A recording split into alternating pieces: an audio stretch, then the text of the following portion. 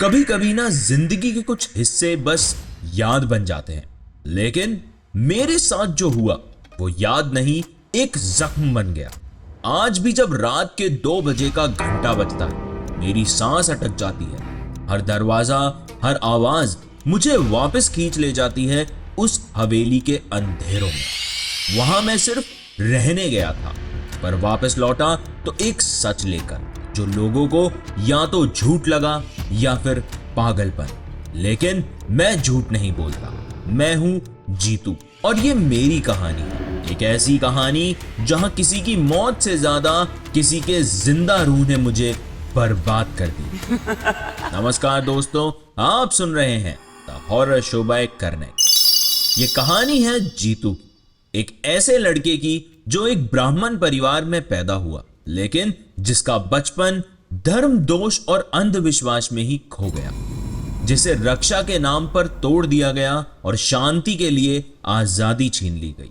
पर यह कहानी सिर्फ एक परिवार के पुराने रिवाजों की नहीं है। यह कहानी है एक रूह की जो जिंदा रहकर भी मर चुकी थी। जब एक बच्चा सपनों की जगह सपने जैसे सपने देखने लगे और उस सपनों में उसका अपना ही चेहरा ना हो, तब उसने समझा कि कुछ तो है जो सिर्फ दुनिया के नियम से नहीं, किसी और दुनिया के नियम से चल रहा है। जीतू ने सिर्फ भूत नहीं देखे, उसने खुद को किसी और के दर्द में पिघलते हुए देखा। और जब उसके अंदर किसी और की आवाज बोलने लगी, तब जैसे हर शब्द एक पुरानी कहानी बन गया। आज की कहानी शुरू करने से पहले मैं आप सबके साथ एक बहुत ही खास खबर शेयर करना चाहता हूं। मिलियन पॉडकास्ट ने the horror show by Karnik को उनके top 100 haunted places and houses podcast की लिस्ट में शामिल किया है। और इससे भी बड़ी बात यह है कि हम मिलियन पॉडकास्ट की टॉप 100 हॉरर स्टोरी पॉडकास्ट और टॉप 5 हिंदी हॉरर पॉडकास्ट की लिस्ट में भी शामिल हैं। यह सिर्फ मेरी नहीं, आप सबकी विक्ट्री है। आपके हर एक प्ले के लिए, हर एक लेसन के लिए दिल से शुक्रिया। तो आइए बिना किसी देरी के आगे बढ़ते हैं। उससे पहले अगर आप शो पर नए हैं या फिर ये कहानी पहली बार सुन रहे हैं, तो शो को फॉलो एंड रेट जरूर करें। और हां, अगर आप ये कहानी YouTube पे सुन रहे हैं तो चैनल को सब्सक्राइब, वीडियो को लाइक करना ना भूलें। और आप अपनी कहानी मुझे ईमेल कर सकते हैं या फिर इंस्टाग्राम पे DM कर सकते हैं। अब यहां से आगे की कहानी स्किप मत करना। मैं जीतू हूं, और अगर तुम सोच रहे हो कि मेरी जिंदगी किसी नॉर्मल बचपन जैसी थी, तो तुम गलत हो। मैं एक ब्राह्मण परिवार में पैदा हुआ, जहां सुबह की पहली रोशनी से लेकर रात के आखिरी पल तक हर चीज ग्रहों, नक्षत्र और कुंडली के हिसाब से चलती थी। यहां तक कि किस दिन किस दिशा में सोने का टाइम है, किस दिन किस रंग के कपड़े पहने जा सकते हैं, सुबह उठते ही किसका चेहरा सबसे पहले देखना चाहिए, यह सब कुछ पूजा पाठ के कैलेंडर और शुभ मुहूर्त से डिसाइड होता था। घर का माहौल ऐसा था कि घंटी बजने की आवाज, अगरबत्ती की सुगंध और मंत्रों की गुनगुनाहट मेरे लिए उतनी ही आम थी जितनी किसी और बच्चे के लिए स्कूल की असेंबली की आवाज। मेरी माँ हर दूसरे दिन किसी ना किसी दोष का जिक्र करती थी, कब राहु दोष, कभी पितृदोष, कभी काल सर्पयोग। और उनका मानना था कि मैं इन सब ग्रहों के प्रभाव का शिकार हूं, एक ऐसा बच्चा जो पैदा होते ही अपने साथ ही बोझ ले आया है। मुझे बचाने के लिए घर में हर वक्त कुछ ना कुछ क्रिया होती रहती थी। कभी मुझे पूजा घर के सामने बैठने को कह दिया जाता, कभी कोई पंडित आके मेरे हाथों पर धागा सिंदूर घिस देता, कहकर कि ये रक्षा तिलक है बेटा। कभी काजल से मेरे हाथों या कपड़ों पर कुछ अजीब से अक्षर लिखे जाते जो मैं समझ भी नहीं पाता था। बस ये कहते कि ये रक्षा मंत्र है, और हर बार मेरी कलाई में नए धागे बांध दिए जाते, लाल, पीले, काले, हर एक अलग बला को दूर करने के लिए। एक बार तो मुझे पीपल के पेड़ के नीचे बिठा दिया गया पूरे 7 दिन के लिए। मां ने कहा कि बेटा तुझे एक शक्तिशाली व्रत रखना है, पूरे 7 दिन तक चुप रहना है, तेरी जुबान की ताकत तुझे बचा रही है। मैं समझ ही नहीं पाया कि मेरी जुबान की ताकत का मेरे बचपन से क्या लेना देना है, लेकिन मैं चुपचाप वहां बैठा रहा। धूल मिट्टी मच्छर, दिन की गर्मी रात की ठंड, सब सहनी पड़ी। बस कभी कभी कोई आके मेरे हाथों में थोड़ा सा पानी डाल देता या फिर 2 मक्के के दाने रख देता। तब मुझे लगता कि शायद ये सब नॉर्मल है, शायद हर बच्चा ये सब करता होगा। लेकिन जब मैं आज सोचता हूं, मैं सिर्फ रोता नहीं था, मैं तो हर दिन थोड़ा थोड़ा टूट रहा था।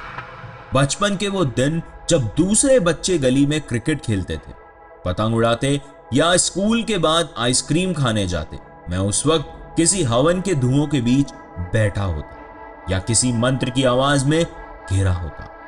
हर दिन मेरी आंखों से बचपन दूर जा रहा था और मैं समझ भी नहीं पा रहा था कि मैं किस चीज की रक्षा कर रहा हूं, जब मेरे अंदर से मैं खुद ही खाली होता जा रहा हूं। मैं 13 साल का था जब मुझे धुंधला धुंधला समझ आने लगा कि मेरे साथ जो हो रहा है वो बाकी बच्चों की जिंदगी जैसा नहीं है। स्कूल के बाद जब मैंने अपने दोस्त राहुल या अंकित के घर जाता तो उनकी माँ उनके लिए पेस्ट्री खरीद के लाती, उनके पापा उनके कंधे पे हाथ रख के पूछते कि बेटा दिन कैसा गया। लेकिन मेरे यहां ऐसा कुछ होता ही नहीं था। मेरे हर हफ्ते का आउटिंग सिर्फ एक जगह होता, किसी पंडित के आंगन या किसी तांत्रिक के छोटे से कमरे में, जिसमें धूप बत्ती का धुआं और तेल में भीगे हुए फूलों की स्मेल इतनी तेज होती कि सांस लेना भी मुश्किल हो जाता था। कभी कभी मुझे लगता कि हवन के सामने बैठना है, जहां आग की तपिश मेरे चेहरे तक पहुंचती थी। कभी नींबू मिर्ची के टोटके मेरे सर के ऊपर घुमाए जाते, जैसे मैं कोई इंसान नहीं कोई चीज हूं। एक बार की बात मुझे आज भी याद है। रात के लगभग 10 बज रहे थे, पूरा मोहल्ला शांत था, सिर्फ कहीं कहीं कुत्ते भौंक रहे थे। माँ ने मुझे आंगन में ले जाके एक ठंडी कुर्सी पे बैठा दिया। माँ ने फिर एक छोटा सा नींबू लिया और उस पर लाल सिंदूर लगाया और मेरे सर से पैर तक घुमाने लगी। हर घूमते चक्कर के साथ मेरी माँ के होंठ हिलते थे, पर आवाज बहुत धीमी, जैसे कोई मंत्र बोल रही हो। फिर उस नींबू को एक दिए में रख तेल डाल के जला दिया और कह दिया कि अब बुरी चीज छूट जाएगी बेटा। मैं चुपचाप बैठा रहा। उस वक्त मुझे कभी कोई बुरी चीज महसूस ही नहीं होती थी, बस एक चीज महसूस होती थी, लोगों की आंखों का वो बोझ, वो नजर जो मुझे देख के कहती थी कि मैं नॉर्मल नहीं। वो नजर सिर्फ आस पड़ोस के लोगों की नहीं थी, बल्कि मेरे अपनों की भी थी। हर बार जब मैं खिड़की से बाहर खेलते बच्चों को देखता तो दिल में एक अजीब सी खाली जगह महसूस होती। मैं अपने हाथों को पलट पलट के देखता, उंगलियों के बीच के धागों को, कभी सिंदूर के रंग, कभी काजल के वो निशान को घूरता रहता और सोचता कि क्या मैं वाकई किसी पाप का नतीजा हूं। बाहर से मैं वही जीतू था जो सबको ठीक लगता था, लेकिन अंदर मैं हर दिन थोड़ा थोड़ा घुट के अपने ही अंदर समाता जा रहा। जब मैं 18 साल का हुआ, घर में एक अजीब से सेलिब्रेशन का माहौल था। मां ने उस दिन मेरे कंधे पे हाथ रख के मुस्कुराते हुए कहा कि जीतू अब तो बिल्कुल ठीक हो गया है, तेरी पूरी कुंडली शुद्ध हो चुकी है बेटा। उनकी आंखों में एक जीत थी, जैसे सालों की मेहनत रंग लाई हो। मैं बस चुप खड़ा रहा, हल्के से मुस्कुराया, क्योंकि उनके भरोसे को तोड़ने का मन नहीं था मेरा। पर अंदर से मुझे पता था कि मैं ठीक नहीं था। सच तो यह था कि मैं कभी ठीक था ही नहीं। उस उम्र में जब बाकी लोग कॉलेज के सपने देखते हैं, मैं रात को पलंग पर उल्टा सीधा लेट के बस नींद का इंतजार करता रहता। नींद आती ही नहीं, कभी ऐसा लगता कि कोई मेरे ऊपर झुक के मेरे गले पर उंगलियां कस रहा है। हल्की सी घुटन बढ़ जाती थी, सांस तेज हो जाती और मैं झटके से उठ जाता। कभी बिना किसी वजह के एक आवाज मेरे कान के बिल्कुल पास से गुजरती, हल्की सी लेकिन इतनी भारी दर्द से भरी कि लगता जैसे मेरे दिल को भी कोई खींच रहा हो। और सबसे बुरा यह था कि ये सब चीजें मैं सिर्फ महसूस कर सकता था, कोई और नहीं। जब मैं अपने सपनों या इन अजीब हालात का जिक्र घर में करता तो हवा में एक खामोशी छा जाती। माँ थोड़ा नाराज होके कहती, इतनी पूजा इतना पाठ कराया, अब भी तुझे अजीब सपने आते हैं, तू क्यों नहीं मान लेता कि सब ठीक है। पिताजी का जवाब तो और भी तेज होता, बस नौटंकी करता है, अटेंशन चाहिए तुझे। उनका यह कहना मेरे लिए किसी चोट से कम नहीं होता। तब समझ आया कि दुनिया उन्हीं दर्द को मानती है जो आंखों से दिखाई दे। उस दिन के बाद जब मुझे अपने ही घर में अपनापन कम लगने लगा, ऐसा लगता था जैसे मैं इन लोगों का नहीं हूं, जैसे मेरी एक अलग पहचान है, एक अलग बोझ है जो मैं अकेला उठा रहा हूं। हर दिन यह एहसास गहरा होता गया कि मैं किसी और जगह से हूं और मेरे अंदर का यह दर्द बोझ सिर्फ मेरा है। और अगर आप कहानी में यहां तक आ गए हैं तो कहानी आपको पसंद आ रही है तो चैनल को सब्सक्राइब करें, वीडियो को लाइक करें।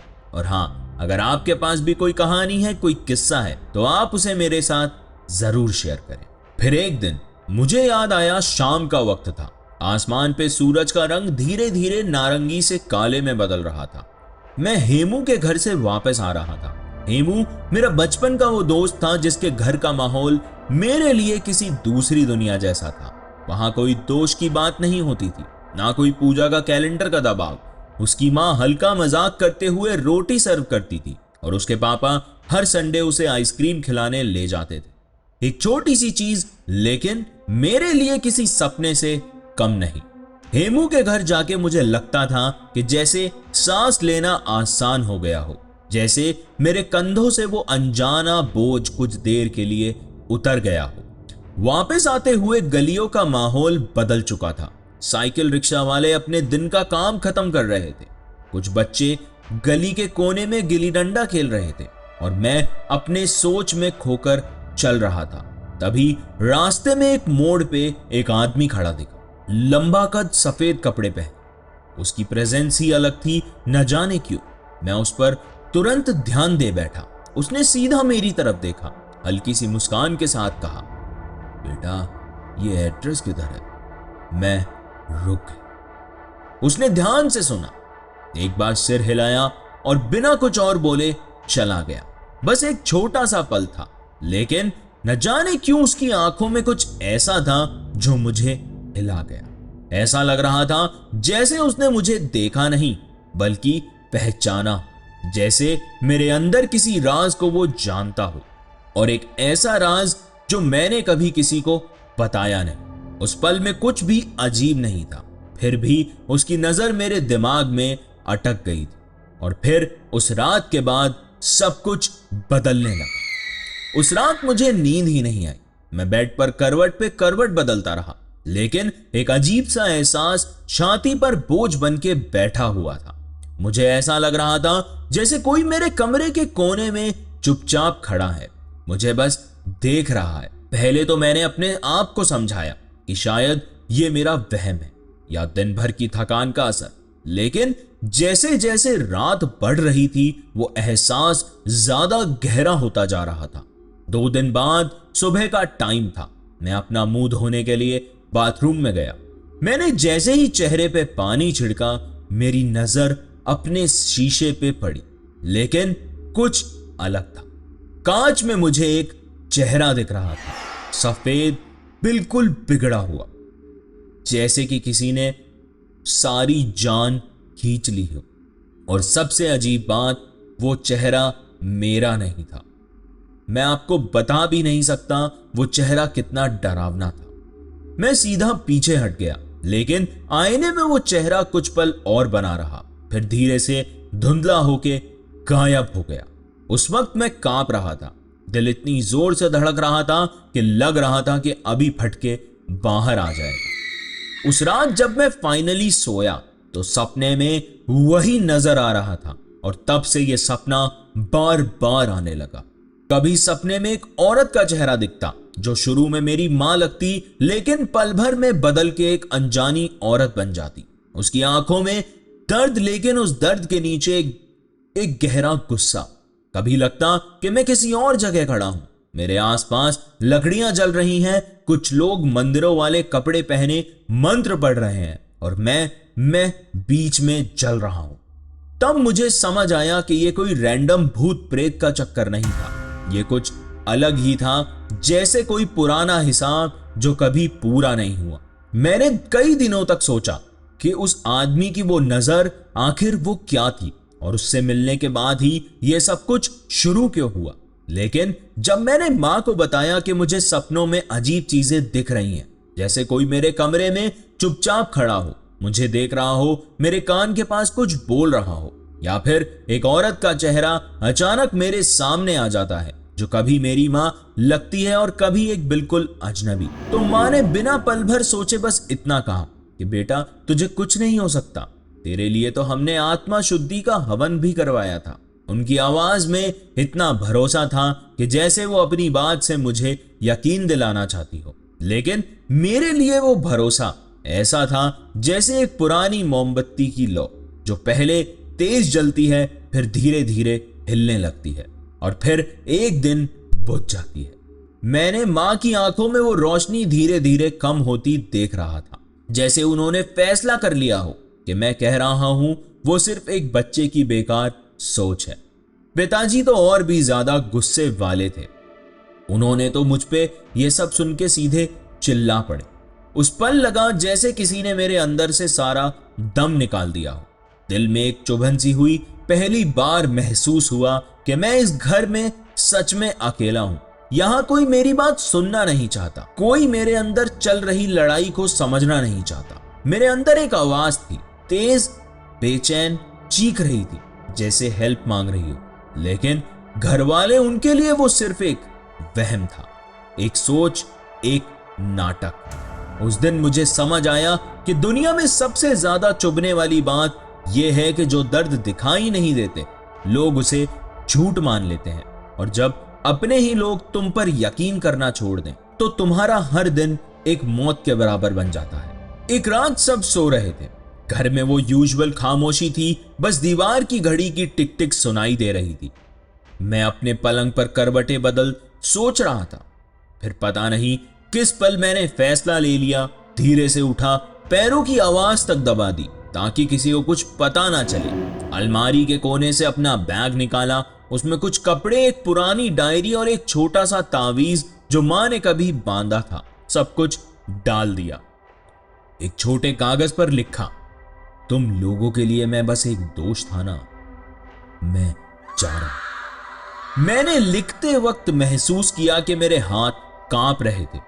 उस पल मुझे लगा मैं सिर्फ घर नहीं छोड़ रहा हूं, मैं अपने अंदर के उस जीतू को छोड़ रहा हूं जो हर वक्त किसी और के लिए ठीक बनने की एक्टिंग करता था। मुझे याद नहीं कि मैं कैसे निकला, कौन से रास्ते से गया, मुझे बस इतना याद है कि अंधेरा था, हवा थोड़ी ठंडी सी चल रही थी और मैं एक अजनबी गली में खड़ा था। गली के आगे एक पुरानी हवेली सी जगह थी, दीवार से उतरा हुआ पेंट, दरवाजा आधा खुला और अंदर से आती एक अजीब सी सीलन की बू। मैं बिना सोचे वहां घुस गया, जैसे पैर अपने आप मुझे वहां ले गए थे। अगला एक हफ्ता मेरी कोई खबर नहीं थी, मैं कहां था, किसके साथ था, किसने मुझे देखा। बस कुछ छोटी छोटी तस्वीरें मुझे याद हैं, किसी का हाथ मेरे कंधे पर, कुछ फुर्सत भरी फुसकियां, कुछ सपने जो सपने जैसे नहीं लगते थे। एक हफ्ते बाद मैं वापस आया। घर का दरवाजा खोलते ही सबकी नजर मुझ पे जम गई। वो पल जैसे फ्रीज हो गया था। पिताजी का हाथ चाय के कप लेते हुए हवा में रुका। मां की आंखों का काजल हल्का सा फैल गया और मैं बस वहीं खड़ा था। मेरे कपड़ों पे गहरे सिंदूर के दाग लगे थे, जैसे किसी ने मुझे गले लगाया हो या फिर कोई रस्म अधूरी छोड़ दी हो। हाथों पर पुराने सूख चुके जख्मों के निशान थे जो देखकर लगता था कि दर्द का सिलसिला काफी पहले शुरू हुआ था और अभी तक खत्म नहीं हुआ। मां धड़कते हुए दिल के साथ आगे बढ़ी, उनकी आवाज हल्की सी कांप रही थी। वो बोली कि बेटा कहां था तू? उनके शब्द सीधा मेरे दिल तक आए, लेकिन मैं उनका जवाब किसी तरह से दे रहा था। मैं सिर्फ इतना कहा कि मैं उस जगह गया था जहां तुम लोगों ने मुझे 10 साल तक भेजा था। अब मैं सच में वापस आया हूं। मेरे कहने का मतलब शायद उनकी समझ के बाहर था। मां की आंखों में सिर्फ उलझन थी, जैसे उनके दिमाग ने मेरी बात को पकड़ना चाहा हो, लेकिन उनके दिल ने उन्हें रोक लिया हो। पिताजी बस चुपचाप मुझे देख रहे थे, जैसे मेरे अंदर उन्हें कुछ दिख रहा था जो उन्होंने पहले कभी देखा नहीं था। और मुझे एक अजीब सी शांति महसूस हो रही थी, जैसे एक लंबे इंतजार का अंत हो गया हो, जैसे मैं वापस आने की सिर्फ एक्टिंग नहीं कर रहा था, मैं वाकई में अपनी जगह पर लौट आया था। मेरे अंदर एक आवाज थी, पुरानी, गहरी, थोड़ी ठंडी सी, और जो कह रही थी कि अब तू अकेला नहीं है। और इस बार मैंने उस आवाज को चुप कराने की कोशिश नहीं की, मैं उसे सुनता रहा ध्यान से, बिना पलके झपकाए। उसी हफ्ते अमावस्या थी, वो रात जो बचपन से मेरे लिए सिर्फ एक चीज का मतलब रखती थी। घर में एक्स्ट्रा पूजा, ज्यादा दिया बत्ती और माँ के चेहरे पे एक छुपी सी टेंशन। लेकिन इस बार हवा ही अलग थी। सुबह से माँ चुपचाप कर कुछ सामान इकट्ठा कर रही थी। उनके पैर हल्की सी घबराहट के साथ चल रहे थे, जैसे कोई तैयारी चल रही हो जो मैं समझ नहीं पा रहा था। शाम को उन्होंने बस एक लाइन कही, एक पूजा और करवानी पड़ेगी जीतू, इस बार सब कुछ सही हो जाए। जब सूरज डूब गया और गलियों में एक ठंडी भारी हवा चलने लगी, तो आंगन के बीच में हवन कुंड बनवाया गया। मैं एक्सपेक्ट कर रहा था कि हमेशा की तरह कोई पंडित आएगा, लेकिन दरवाजे पर जो इंसान खड़ा था, उसे देखकर मेरी सांसें धीमी हो गई। काले कपड़ों में सिर्फ एक मोटी रुद्राक्ष की माला गले में, और आंखों में एक ऐसी शांति जो ज्यादा देर तक देखने पर बेचैन कर दे। एक तांत्रिक था वो। उसकी नजर सीधे मेरी आंखों में घुस गई, जैसे वो कुछ ढूंढ रहा हो जो मुझे खुद भी नहीं पता था। मुझे बोला गया कि मैं मौन व्रत रखूं, पूरे क्रिया के दौरान एक शब्द भी नहीं बोलना। मैं चुपचाप हवन कुंड के पास बैठ गया। सामग्री के बीच मेरी नजर एक लाल सिंदूर के गीले लेप पे जाके रुकी। उसकी खुशबू बहुत तेज थी। उसके आसपास कई चीजें रखी थी, और वहीं एक पुरानी फोटो थी, धुंधली, काली सफेद, जिसमें एक औरत का चेहरा था जो मैंने पहले कभी नहीं देखा। और सबसे पीछे एक छोटी सी कांच की बोतल, जिसमें मेरा खुद का खून था, मेरे हाथों की नसों से निकाला हुआ, अब सूखते हुए लाल रंग में बदल रहा था। उस पल मेरे अंदर एक अजीब सा एहसास हुआ, जैसे हवन की ये आग, ये मंत्र, ये सामान मेरे लिए नहीं था, ये किसी और के लिए था, कोई जो मेरे अंदर छुपा बैठा था, चुपचाप मेरी सांसों के साथ सांस ले रहा था। और उस रात मुझे पहली बार लगा, शायद मैं सिर्फ अपने लिए पूजा नहीं कर रहा था, मैं किसी और की क्रिया का हिस्सा बन गया था। तांत्रिक ने अपने सामने रखी सामग्री को एक बार हाथ से छुआ, जैसे हर चीज को अपने अंदर महसूस कर रहा हो, और फिर मंत्र पढ़ना शुरू किया। ये आवाज ना पंडित वाली होती है, ना मंदिर में सुनने वाली जाप जैसी, ये कुछ और ही था, कुछ इतना पुराना कि शायद किसी किताब में भी लिखा ना हो। उसकी हर धुन, हर उच्चारण एक अजीब गुनगुनाहट के साथ मेरे सीने तक उतर रहे थे। मुझे समझ नहीं आ रहा था कि वो किस भाषा में क्या बोल रहा है, लेकिन मेरी सांसें उसी के रिदम पे चल रही थी, जैसे मैं उसका हिस्सा हूं, जैसे मेरे अंदर की कोई पुरानी याद उसके शब्दों से जाग रही थी। माँ एक कोने में बैठी थी, हवन की लाल तेज आग उनके चेहरे पे पड़ रही थी। उन्होंने हल्की आवाज में पूछा, बाबा ये कौन सी पूजा है? तांत्रिक ने मंत्र रोककर अपना सिर उठाया। उस पल में मैं बस उसकी आंखों को देख रहा था, और मेरी रीढ़ की हड्डी तक ठंडी हो गई। उसकी एक आंख बिल्कुल सफेद थी, जैसे दूध में डूबी हो, और दूसरी बिल्कुल काली, ऐसी काली कि आग भी उसमें दिखाई ना दे, जैसे वो एक साथ दो जगह देख रहा हो, एक यहां और एक कहीं और। उस पल मुझे लगा जैसे हवन कुंड की आग मेरी आंखों के सामने से धीरे धीरे धीमी हो रही है, जैसे कोई उसकी रोशनी खींच रहा है। आंगन में थोड़ी देर के लिए ऐसा अंधेरा छा गया जो सिर्फ मैं महसूस कर रहा था, और तब बिना किसी अपनी मर्जी के, बिना सोचे मेरे होंठ खुल गए। मैंने बोलना शुरू कर दिया, ऐसे शब्द, ऐसे वाक्य जो मैंने कभी सीखे भी नहीं।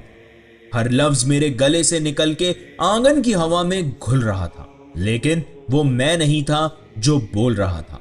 मेरे अंदर कोई और था जो पहली बार अपनी आवाज निकाल रहा था। मेरे होंठ चल रहे थे, लेकिन जो आवाज निकल रही थी वो मेरी अपनी नहीं लग रही थी। उसमें एक खुरदुरा, गहरा औरत का लहजा था, जैसे सालों पुराने किसी शरीर से निकल कर आ रही हो। मैं कह रहा था, मैंने देखा मां को जलते हुए तुम सब लोग खड़े थे, कोई कुछ नहीं बोला, हर शब्द के साथ मेरे दिल की धड़कन तेज होती जा रही थी। लेकिन ये दिल मेरी अपनी यादों के लिए नहीं धड़क रहा था, ये किसी और के लिए धड़क रहा था। मेरी आंखों के सामने एक तस्वीर बन रही थी, एक पुराना आंगन, बीच में जलती हुई आग, और उसके बीच एक औरत खड़ी थी जो चीख रही थी, मदद मांग रही थी। उसके चेहरे पे वही आखिरी पल का डर, वही जलन, और आसपास लोग खड़े देख रहे थे। उनके चेहरों पे सन्नाटा था, या जैसे उनकी जुबान किसी ने खींच ली हो। मेरे अंदर से आवाज तो निकल रही थी, लेकिन मैं खुद सिर्फ एक दर्शक था। तब मुझे एक और चीज समझ आई कि यह तस्वीर मेरी जिंदगी की नहीं थी, ये कहीं और, कभी और की थी। मैं बस उसका माध्यम था। मैं समझ गया था, ये मेरी माँ की याद थी, लेकिन मेरी जिंदगी वाली माँ की नहीं, पिछले जन्म वाली माँ। एक ऐसी माँ जो अपने ही घर वालों के सामने, अपने ही आंगन में जिंदा जल गई थी। वो आवाज जो अब मेरी पूरी देह को अपने कब्जे में ले चुकी थी, चिल्लाकर बोली, मैं जीतू नहीं, मैं उस माँ की रूह हूं जिसे तुम सबने जिंदा जला दिया। तुम सबने देखा था पर कोई कुछ नहीं बोला। अब मैं वापस आई हूं जीतू है। उस पल मेरी अपनी पहचान बिल्कुल धुंधली हो गई, जैसे मेरी पूरी सोच, मेरी पूरी जुबान किसी और के हाथ में दे दी गई। हवन कुंड की धूप घनी हो रही थी और उस धुएं के बीच एक चेहरा बनने लगा। पहले बस एक धुंधला सा आउटलाइन, फिर आंखें जिसमें एक साथ जलन और गुस्सा था, और फिर पूरा चेहरा मुझे बस एक ही बात कह रहा था कि मैं वापस आ गई हूं और अब कोई मुझे रोक नहीं सकता। मैं धीरे से खड़ा हुआ, जैसे मेरा शरीर किसी और के कहने पे चल रहा था। मेरे पैरों के नीचे हवन कुंड की गर्म रेत थी, जो अब भी जलते हुए सामग्री की महक से भरी हुई थी। मैंने वहां रखी वो पुरानी कांच की बोतल निकाली, वही जो क्रिया शुरू होने से पहले तांत्रिक ने सामग्री के बीच रखी थी। उस बोतल में मेरे अपने खून की गहरी लाल बूंदें थी, लेकिन उस पल वो खून मुझे अपना नहीं लग रहा था, जैसे उसमें किसी और का सालों पुराना गुस्सा, जलन और बदला मिलाकर रखा हो। मेरे हाथ अपने आप एक छुरी की तरफ बढ़े, पतली, चमकदार और थोड़ी सी पुरानी, जिसमें पुरानी तेल की गंध थी। मैंने अपनी उंगली के पास एक छोटा सा कट लगाया। उस पल जैसे पूरा कमरा रुक गया था। ना मंत्र की आवाज, ना किसी की सांस, सिर्फ मेरे खून की एक गर्म बूंद जो कांच की बोतल के अंदर जाकर मिल गई। मेरी जुबान अपने आप बोली, ये शब्द मेरे मुंह से अपने आप निकलने लगे। ये मेरी माँ का खून है जो तुम लोगों ने बार बार बहाया था, आज इससे दीपक जलेगा। मेरे शब्द मेरे थे, लेकिन मेरे शब्द धीरे थे, लेकिन हर एक का वजन आंगन की दीवारों से टकरा के वापस आ रहा था। मेरी आवाज पूरे आंगन में गूंज रही थी। मैंने हवन के पास रखा एक पुराना मिट्टी का दिया उठाया, उसमें तेल की जगह वही खून डाला और एक जलती हुई बत्ती उसमें रख दी। जैसे ही बत्ती ने लहू को छुआ और एक गहरी लाल रोशनी फूट पड़ी। वो नॉर्मल सी गर्मी थी जो अंदर तक उतर रही थी। लाल उजाला पूरे कमरे में फैल गया। दीवार के कोने, छत की लकड़ी के बीच, पुरानी अलमारियों के अंदर, जैसे घर के हर अंधेरे कोने में छुपा हुआ सालों का दर्द एकदम उजागर हो गया हो। उस पल सब कुछ खामोश था। मंत्र की आवाज जैसे हवा ने अपने अंदर खींच ली हो। सिर्फ धूप की महक थी और जलती हुई यादों की एक अजीब सी सुगंध, जैसे किसी ने पुराने घाव को फिर से खोल दिया, लेकिन इस बार उसे छुपाने के लिए नहीं, दुनिया को दिखाने के लिए। एक एक करके सब लोग जैसे किसी अनजानी नींद में डूबते गए। माँ का दुपट्टा धीरे से उनके हाथ से फिसला। पिताजी कुर्सी पर सीधे जमीन पे गिर गए और वो तांत्रिक, जिसकी आंखों में अभी तक एक अजीब सा ज्ञान चमक रहा था, बिना शब्द बोले हवन कुंड के पास धूल में बिखरता चला गया। पूरा घर एकदम से शांत हो गया, जैसे किसी ने सारी हवा खींच ली हो। मैं अकेला खड़ा था। मेरे पैर हवन की राख में घिरे हुए थे, हाथ अब भी थोड़े कांप रहे थे, लेकिन मेरी आंखों में एक अलग ही आग थी। मैंने अपनी बाईं कलाई पर नजर डाली। वहां जैसे किसी ने लहू से लिख दिया हो 2 शब्द, शुद्धि हो। मैं समझ नहीं पाया कि ये मेरे लिए लिखा गया था या मेरे अंदर बस चुकी उस रूह के लिए। शायद दोनों के लिए। शायद अब वो ये सब कह चुकी थी जो पिछले जन्म में कह नहीं पाई। शायद अब मुझे वो शांति मिल चुकी थी जो सालों से मेरे अंदर सुलग रही थी। लेकिन वो रात मेरी जिंदगी की सबसे खौफनाक रात थी। सिर्फ इसलिए नहीं कि घर के लोग बेहोश पड़े थे, बल्कि इसलिए कि मुझे पता था कुछ तो टूट चुका है और उसकी गूंज अब रुकने वाली नहीं। उसके बाद घर का माहौल बदल गया। माँ और पिताजी ने सारी पूजा पाठ करना बंद कर दिया। जो घर कभी मंत्र और घंटियों की आवाजों से भरा रहता था, अब वहां दिन भर सिर्फ सन्नाटा रहता। दीवारों पे चिपके कैलेंडर पे अमावस्या, पूर्णिमा, ग्रहण सब बस पुराने दिनों की तरह लटक रहे थे, बिना किसी मतलब के। और फिर 1 साल के अंदर मेरे घर के 5 लोग चले गए। हर मौत अलग थी। कोई बीमार हुआ, कोई सोते सोते मर गया। लेकिन हर बार जब खबर मिलती, मुझे उस लाल रोशनी की याद आती जो उस रात घर के कोने में फैली थी। जैसे वो दीपक सिर्फ एक रात के लिए नहीं, बल्कि पूरे खानदान के हिसाब चुकता करने के लिए जलाया था। मैं वहां ज्यादा दिन नहीं टिक पाया। घर छोड़ दिया, दूसरे शहर आ गया, अपनी एक अलग जिंदगी बनी। अब बस महीने में 1-2 बार माँ बाबूजी से बात हो जाती है। बात छोटी सी होती है, लेकिन हर कॉल के बाद एक अजीब सी ठंड महसूस होती है, जैसे फोन के उस पार अब भी कोई और मेरी बातें सुन रहा है। और आज भी इतने सालों बाद जब शहर बदल चुका है, चेहरे बदल गए, जिंदगी अपनी एक नई राह ले चुकी है, एक चीज बिल्कुल नहीं बदली। हर रात जैसे किसी ने मेरे सपनों का दरवाजा खोल दिया। वही मंजर लौट आता है, वही आग का समुंदर जिसमें लाल और पीले शोले आसमान तक उठते हैं। वही चेहरा आधी रोशनी में दिखाई देता है, आधा धुंधला सा, और वही आवाज हल्की लेकिन अंदर तक चुभने वाली। कहीं ना कहीं मुझे लगता है कि मैंने उसे सिर्फ जलते हुए नहीं देखा था, मैंने उस जलने के हर एक पल को अपने खून, अपनी सांस में महसूस किया था। जैसे वो आग मेरे अंदर भी लगाई गई थी। बस फर्क इतना था कि वो कभी बुझ नहीं पाई। आपको ये सिर्फ एक कहानी लग सकती है, एक पुराना सुना सुनाया वाक्य, लेकिन मेरे लिए ये मेरी जिंदगी का सच है। हर दिन, हर पल का सच। मैं जीतू हूं और मेरे अंदर एक मां की वो आखिरी चीख आज भी जिंदा है, और शायद जब तक मैं जिंदा हूं वो भी जिंदा रहे।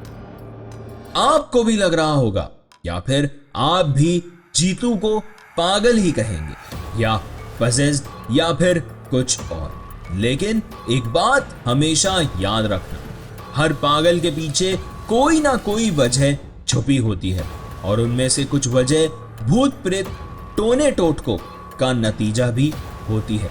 तो शायद ये कहानी आपको इसी वजह से याद रहेगी कि एक एड्रेस बताने की कीमत जीतू ने कितनी बड़ी चुकाई। लोग चले जाते हैं पर कहानियां नहीं। The horror show by Karnik को अपना प्यार ऐसे ही देते रहे। और आज की कहानी आपको कैसी लगी मुझे कमेंट्स में जरूर बताएं। और आप ये कहानी स्पॉटिफाई पे सुन रहे हैं तो शो को रेट एंड फॉलो जरूर करें। और अगर यूट्यूब पर देख रहे हैं तो चैनल को सब्सक्राइब, वीडियो को लाइक बिल्कुल करें। और हाँ, अगर आपके पास भी कोई कहानी है, कोई किस्सा है जो आपने आज तक किसी के साथ शेयर नहीं किया, तो उसे मेरे साथ जरूर शेयर करें। ईमेल आपकी स्क्रीन पर है। आप मुझे इंस्टाग्राम पे डीएम भी कर सकते हैं। आज के लिए बस इतना ही। अगले हफ्ते फिर लौटूंगा एक नई कहानी, नए किस्से के साथ। धन्यवाद। आप सुन रहे थे the horror show by Karnik.